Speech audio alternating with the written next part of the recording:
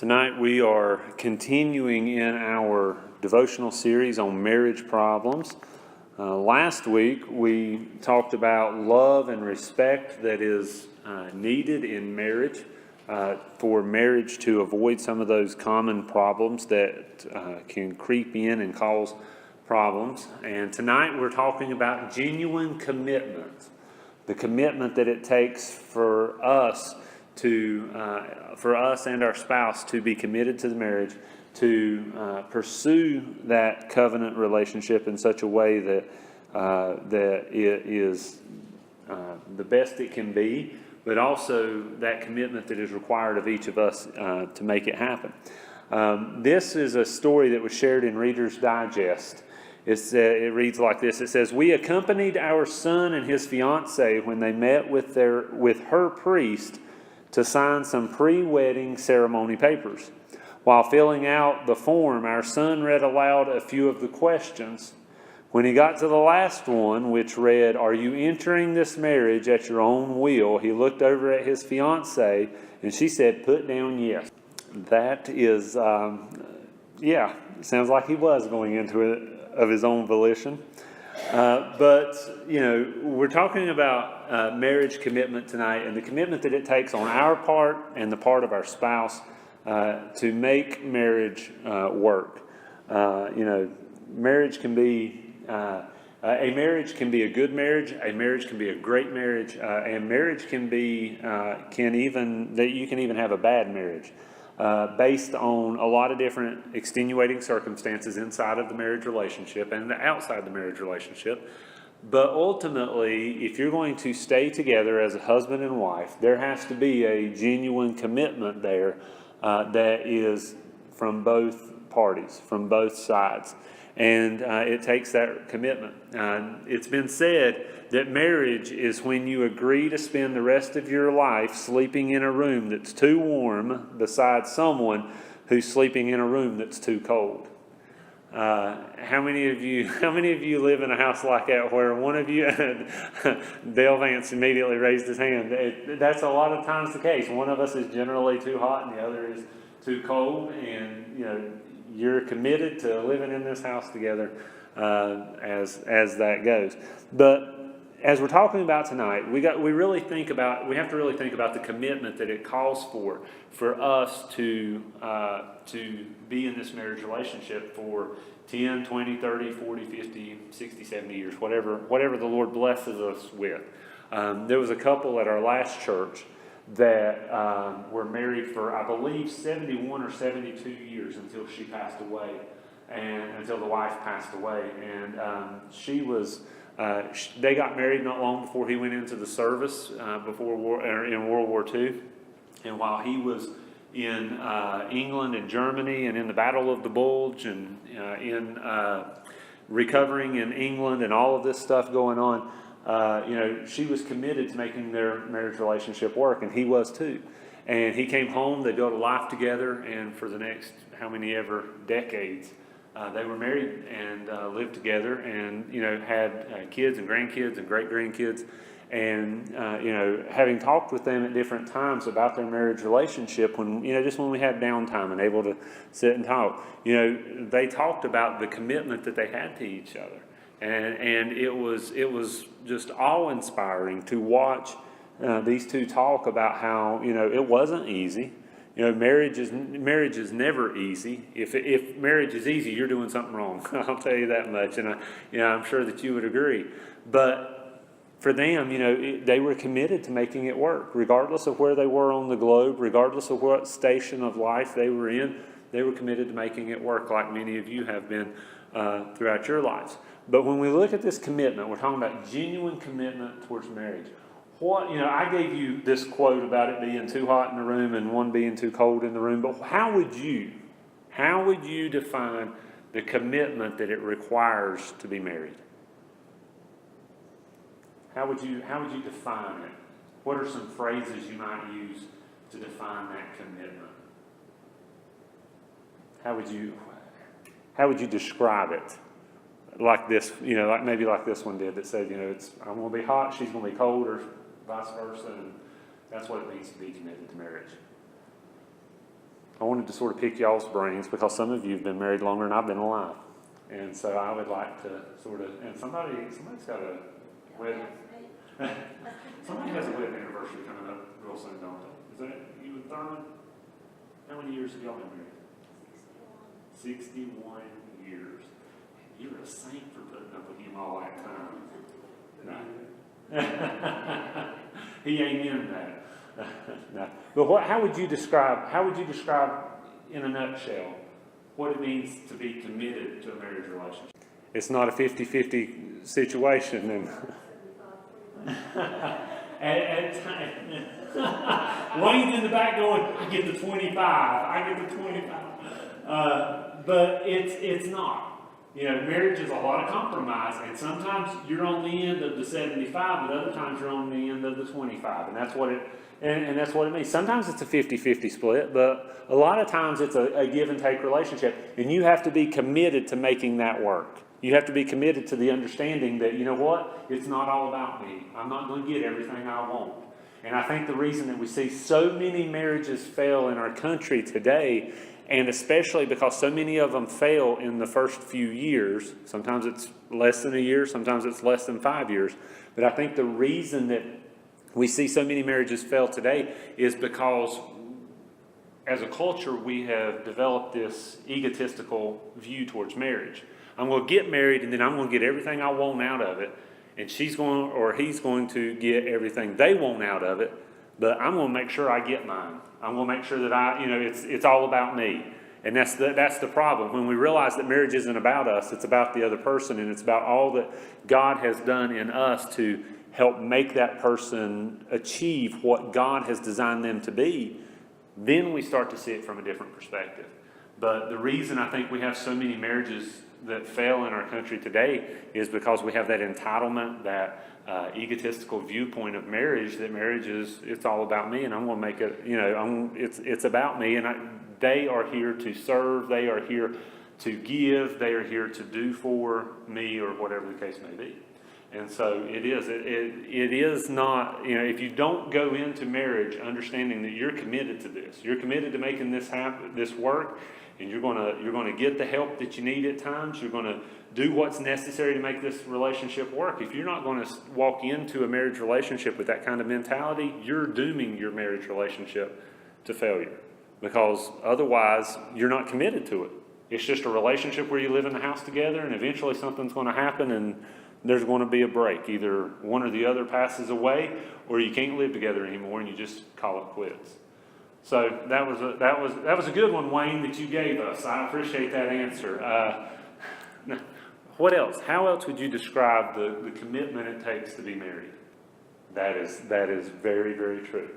I know you didn't hear Merle because she's so soft spoken and she's sitting up here with me. But she said that in a marriage relationship, you have to take the words "my" and "mine" out of it and replace those with "our."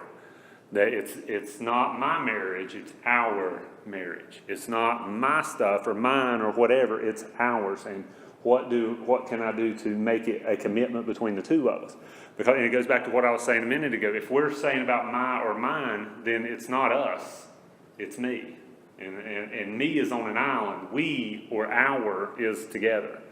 Okay, so that's a good one, Merle. And that's 61 years of marriage experience speaking there. So what else? How else would you describe or sort of define the commitment it takes for a marriage to last? You may.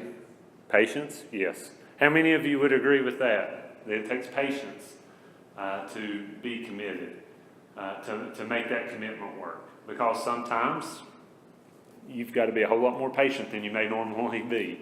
But definitely, that's a good answer. What else? Anybody else have something that you would sort of describe or define what it takes to make that commitment last? Okay. So what Ethelene is saying is that first and foremost there's God, and you have to seek out God's will for your marriage and who you will marry and who you will spend your life with, and then ultimately then it's about them. They are the person that God has given to you. They are the person that God has paired you with, and it's your responsibility to minister to them. It's your responsibility to pray for them. It's your responsibility to love them and to cherish them and all those things that we hear about in our vows. But you first have to seek out God and His direction. And sometimes sometimes God's direction is not exactly what we would have thought of at first, but then God leads us in the right direction, and we pursue it. I'll tell you, when Misty, and to sort of piggyback off of what Ethelene had said, when Misty and I were in college, now you got to remember this, we had dated for about a year and a half in high school, and then I went to Appalachian, and she was starting her first semester at Caldwell.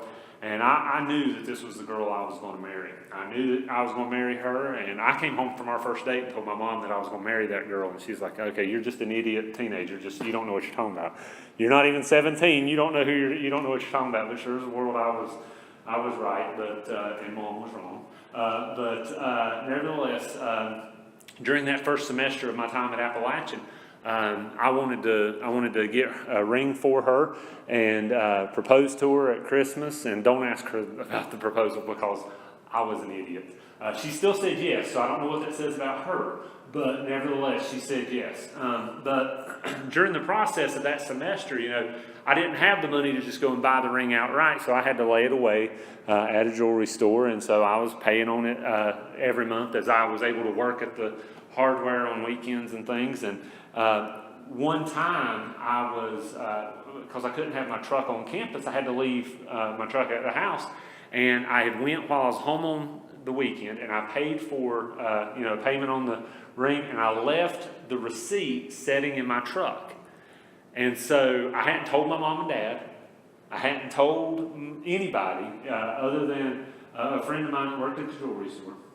And so here I am. I leave this in my seat, and I told my brother, I called him. I was like, look, I need your help. I said, don't ask me about it, but here's what I need you to do. I need you to take that receipt that's in my truck and go put it in my room at the house. Just set it in my desk drawer. Just don't ask no questions. I'll explain later. And he's like, okay, he's like, whatever, and so he hangs up on me. And when I come home that following weekend to work at the hardware and do other stuff, there sits the receipt for my ring on top of the TV entertainment system in the living room in front of God and everybody. And so when I walk in and I see that, I'm like, first off, I'm going to kill him. I'm going to kill him because he didn't do what I asked him. He's getting me now. And so at that point, I couldn't say anything, And so my mom and dad, I love my mom and dad to death. They are great. But mom and dad, they said, we need to go and get your dad's, get the van at the Dodge dealership up there at the old Jamie Parsons. Said, we need to go get your mom's van. Why don't you just ride with us in Dad's truck? I'm like, okay, that's kind of weird because Dad's extended cab ain't exactly conducive to somebody my size, but okay, whatever. So being a stupid teenager still, I went and got in the back seat of Dad's truck, which, they're folding the seats down and I'm folding into the back seat. And so we start riding to Lenore. It's about a 15-minute drive. And then I realized the bear trap I had found myself in, because all of a sudden I couldn't go anywhere. And they started to ask me questions. And they said, well, what's this about this receipt that was sitting on top of the TV? And I said, well, first off, your oldest son's going to die. Talking about hurting my older brother. But in that conversation, they asked me, they were asking me some questions. They were wanting to find out where my head was in it. And, I told them I loved Misty and I wanted to marry her and all the things that we go into. And my mom and dad were very wise in it. What they were trying to do in this moment of sheer terror in my life, because I don't know how this is going to go. And they still paid for tuition and, different things at this time. So I'm trying my best to, hold it together in the back seat and listen to them still. My mom and dad did a really good job of really trying to get me to understand the commitment that I was getting into. This wasn't just, if it don't work out, then, I'll find somebody else. That this is, you're really talking about a commitment that you're making for life.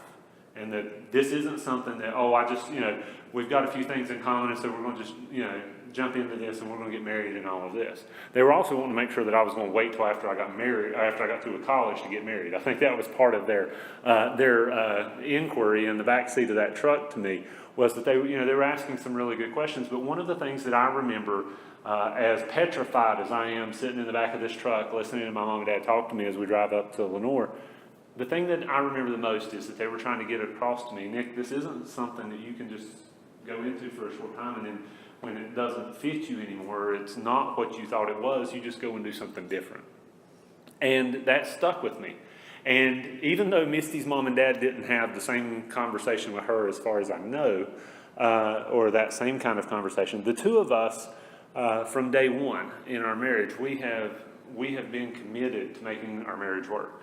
We've taken this genuine commitment idea and we've ran with it. And has it always been easy? No. Who said that? Was that Ethelene? I think you said it's not always easy, but you're committed to it because this is the person that God has for you. And I can see that over the last almost 16 years of marriage, not counting the 5 years plus of dating, I see that Misty is the one that God had for me. Even if I was so brash as to think I was the one that had found her and that I was the one that was going to propose and do all these things and it was going to be all about me. I have learned over the last 16 years that God has worked in our marriage to help develop that commitment between the two of us. And there's been times where we've talked about the marriage relationships of our friends and people that we've known that have fallen apart, and we've talked about that, and we've even talked to the boys about this, and in the same sort of vein of conversation, explaining to them and reassuring them at times when they see their friends' parents getting divorced and things like that, talking to them saying, look, me and mom are committed to each other.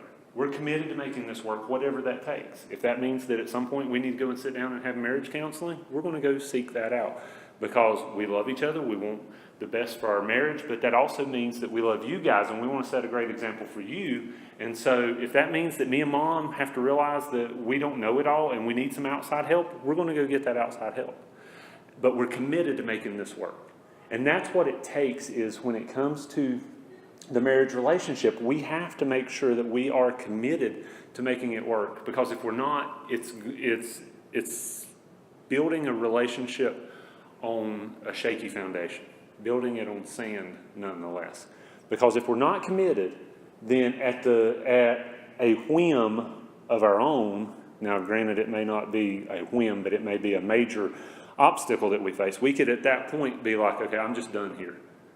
But for me and Misty, the perspective that we've taken is that divorce is not an option for us. That we're going to dig in, we're going to make it work, and we're going to do whatever, regardless of what challenges we've had. And we've had, in our first few years of marriage, we had the same struggles that a lot of young couples have, in the fact that you're learning to live together and make all of this work, and you're learning what it means to be husband and wife and what it means for your role as the husband or your role as the wife. But when you're committed to it, even when those difficulties come, if you're committed to it, then at that point, you're going to do whatever's necessary. Sometimes you're going to receive the 25% portion of the compromise. Other times you'll receive the 75%. Sometimes you have to have that patience. Sometimes you have to strike from your vocabulary those words that make it all about you. But we have to realize that what God expects from us is this genuine commitment that we read about in Matthew chapter 19. And so look with me at Matthew chapter 19, and we're going to be looking at verses 4 through 6. And I'm reading from the New King James Version tonight. It says, and this is Jesus speaking, he says, "And he answered and said to them, have you not read what he who made them at the beginning made them male and female, and said, for this reason a man shall leave his father and mother and be joined to his wife, and the two shall become one flesh. So then they are no longer two, but one flesh. Therefore, what God has joined together, let not man separate." And so what is happening here is Jesus has been questioned by the Pharisees. And they're basically trying to find out what reason Jesus would say as a rabbi, not because the Pharisees didn't believe him to be the Son of God, they didn't believe him to be the Messiah, but they thought he was a good teacher. Well, people today think Jesus was a good teacher, but he wasn't the Son of God, but that doesn't change the fact that he was.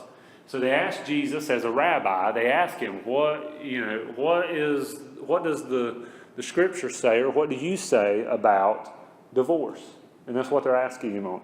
And Jesus basically answers them saying, right there in verse 4, he says, have you not read that he who made them at the beginning made them male and female? And so he tells us right here first, God's design for marriage, male and female. Regardless of what society says, God's design for marriage is one man and one woman for life. I don't know why there's so much confusion over that. But then it goes on and says, for this reason, the reason being he made them male and female, for marriage, a man shall leave his father and mother and be joined to his wife, and the two shall become one flesh. It says, so then they are no longer two but one flesh. Therefore, what God has joined together, let not man separate. And so what we see here is that Jesus is answering them when they ask about divorce, or asking for reasons that divorce would, in which case divorce would be okay. Jesus is refocusing them and basically saying, take your eyes off of the idea of divorce and look at the reason for which marriage was created. Marriage was created for the relationship, the most intimate relationship that God has designed mankind to experience. And that being the case, it's not a matter of trying to break it apart. It's a matter of what has he designed you for. And as we said, he designed it to be man and woman for eternity, for a lifetime. And that he also says there, he's talking about them being one flesh. And he's saying basically that, when you become that one unit, when you become that man and wife, when you are married, at that point he's saying that there shouldn't be any idea or any talk. Divorce shouldn't be an option, so to speak, is what Jesus is basically saying. And that they ought to remain joined together. And that's what he's getting at. And what we see in this is that Jesus is pointing us towards the commitment that it takes for us to experience the marriage relationship like God wants. Because if, in today's society, we see, that marriage is a disposable commodity. I was at the Crawdads game today with Drew for a field trip. Favorite field trip I've ever been on. I didn't even get field trips like that in school. I wish I had, but nevertheless, his class had done this joint study of baseball, where in science they were talking about the science of baseball, and in English they were reading stories about baseball, and so the teachers took them on a field trip to watch the Crawdads play today. And Drew said, Dad, can you go with me? And I said, well, sure, I'll take a day off from work and I'll go with you. And so while we were at the ball game, I'm sitting here, it's hot as blazes out there in the sun, and I'm looking at the new backdrop, or the new outfield fence that they've put up, or wall, and I'm looking, and there's this bright yellow sign with two black words on it, two in big letters, and then the name of the company below it. But it said custody, ? Divorce, ? And then it had the law firm's name on it. Wind must be blowing out there. And I'm thinking about this as I see this. I'm like, that shows you where we are as a society, that you're advertising for divorce lawyers at the ball field. It's just, and I realize that sometimes divorce is inevitable in a relationship. Sometimes marriage relationships don't work out. But our society sees marriage as such a disposable commodity anymore, because folks aren't willing to make the commitment to it. That they're not willing to be committed to a marriage relationship, regardless of what it takes for them to be in it. Because a lot of times we see, that egotistical view of marriage, as we talked about earlier, that it's all about us. You see, the marriage vows that many of us have said and others have said over generations talks about forsaking all others. And that's that commitment to this one person that God has designed us for, and that we ought to see it as us against the world, so to speak. That we ought to pray for God to protect our marriage, so to speak, to build a wall around the two of us, that that way he protects our marriage and protects our spouse. But when we talk about forsaking all others, this idea of being one flesh that Jesus quotes from Genesis chapter 2, it does not mean giving up our own personality. It doesn't mean giving up our personal rights or anything like that, but it's rather a fulfillment of those things. It's a fulfillment of who we are. And it's what it's what I've mentioned from time to time. It's what I talk about in premarital counseling with couples that I counsel with before doing their wedding ceremony, is that there's somebody with a whole lot of degrees on their wall, more so than I do, and some really, really smart man talked about how there are basic needs that every person has, regardless of who you are, regardless of where you live on the globe. Every person has a certain set of needs that need to be fulfilled in life.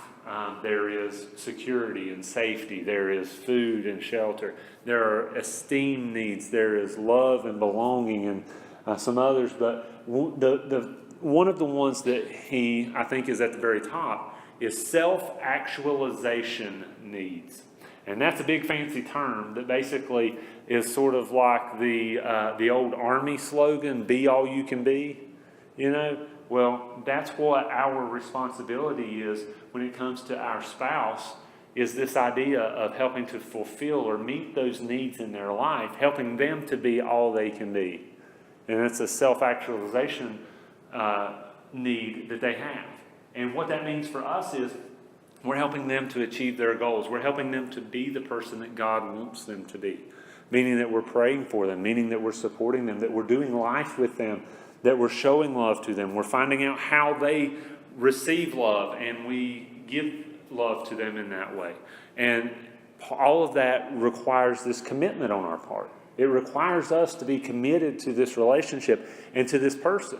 It's not that we're just committed to the marriage relationship because we don't want to be divorced or anything like that. But it's more than just being committed to a marriage. It's a matter of being committed to that other person, your spouse, in your marriage. And that's what it's all about. See, good communication is important to a genuine commitment. Communication is key in a marriage relationship. Because think about it. Had I asked Misty out on a date for that first date, and then we talked on that date, and then I didn't call her back, or I didn't talk to her at school, or I didn't ask her out on a second date, is that relationship going to go anywhere? Nope, sure isn't. Why? Because there's no communication. But if I enjoyed that first date and I wanted a second and another one after that, then I'm going to keep asking her out, and I'm going to, like I did when we went out on our first date, set up on the phone with her back in the day when the phone was connected to the wall. Y'all remember those days? We had a cordless phone, so I was laying on the couch in the living room while my parents went to bed, and after she got off from work, I sat and talked with her on the phone for 3 hours. I ain't talked on the phone for 3 hours total in the rest of my life, I don't think. But, nevertheless, that was, I was communicating with her. I wanted to talk to her. I wanted another date. I wanted to see how things went with her. And, well, that communication was required for that relationship to go on. It's just like our communication with the Lord. For us to grow in our relationship with Him, we have to be in communication with Him. If we don't have a relationship with Him. I'm not saying we lose our salvation, but I'm saying we don't have much of a relationship if we don't communicate with Him. And so our marriage relationship is the same way. It requires communication. For us to show that commitment to the relationship, we have to communicate with them. There must be this understanding of the emotional and the mental and the physical differences between men and women. Men and women view things completely different. It's because God has wired us completely different. It's sort of like watching an accident. You and your wife could both see the same accident, and your responses are, I'm assuming that, talking from the male perspective, but, you and your spouse could see the same accident, and you're both going to see two completely different things because of the natural way that you are wired. It's like a problem in your marriage. You're both going to view it from a different perspective.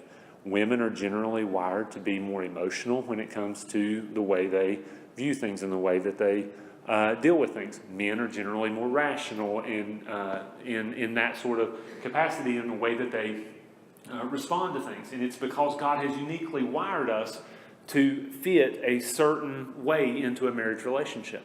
And so because of that, that means that women are going to respond in different ways than men will. It doesn't mean that we as men don't care. It doesn't mean that we're not involved. It just means we're going to respond differently. And it's because we're wired differently. It's because we're going to have these different views on things. But there must be this, this idea of coming together. There has to be, when it comes to the commitment aspect that we're talking about, there has to be this mode of, or there must be this companionship. I was talking with a gentleman earlier today about his own marriage relationship, and as I was talking with him, I said, Misty and I have gotten to the place in our marriage relationship where, our marriage is the best it's ever been. In nearly 16 years, our marriage is the best it is now that it's ever been. And we've talked about that recently in the past couple of years, how the Lord has really blessed our marriage and how it has really, it's gotten to a place where we can't imagine how good it's going to be in another 16 years or down the road. And, one of the things I said to the guy when I was talking with him is that, Misty and I genuinely want to be around each other. We want to spend time together. We want to do life together. This coming weekend, we're going to do something that I would have never, 10 years ago, I'd have never thought Misty would have ever wanted to do. There is a place up in towards Blowing Rock called Turtle Island Preserve. And basically what this is, if you've ever watched the show Mountain Men, there is a man up there in the mountains that on History Channel, Eustace, that is one of the people they follow on that show. But his facility up there, the place that he lives and everything, they do this Families Learning Together event for the last 5 years. And the boys like to watch the show with us from time to time. And so Misty thought it'd be a good idea to get them tickets for the four of us to go up there and do this whole Family Learning Together thing where you're learning all sorts of, old world skills. And you get to do a lot of different things like that. 10 years ago, if I told Misty I was taking her up in the mountains to teach her how to make a knife blade or something like that you might get to do, she'd have looked at me like I'd lost my mind. Do you know why? Because 10 years ago, she wouldn't have wanted to do something like that. But because now we have boys that are interested in that sort of stuff, and because we want to do life together, because we're committed to our relationship, she's the one going and buying the tickets. And I'm the one saying, hey, are we sure we want to go do this? But it's because we're committed to each other. It's because we want to spend that time together. If you don't want to spend time around somebody, what do? You avoid them, right? How in the world can we have a marriage relationship that is based in this commitment and this love and respect that we talked about last week if we don't want to spend time around the person? We have to have that companionship. And there must be conversation, not only a discussion of differences, as the devotional calls it. Does anybody ever have a discussion of differences in your house? I see some smirks coming up. Oh yeah, we have some discussions of differences in our house. And we all do. Marriages always have that because we're, as I said last week, and I'll probably bring this up every time, we are two imperfect people trying to do something God designed to be done by perfect people.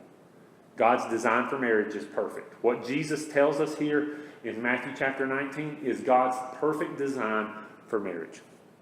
And we are two imperfect people because we're sinful men and women trying to do something perfectly that God has for us. And so there are going to be these differences that occur, that arise, but we instead of that being the only time we communicate, we have to make sure that we have this meaningful conversation where we exchange things on not only an intellectual level, but also on an emotional level. We have to share with each other on so many different levels to show this commitment that we have to each other. Misty and I, one of the things, I don't even know how we started doing this, but years ago, I don't know, probably not long after we got married, we started telling each other we love each other before we go to work and give each other a kiss before we go to work.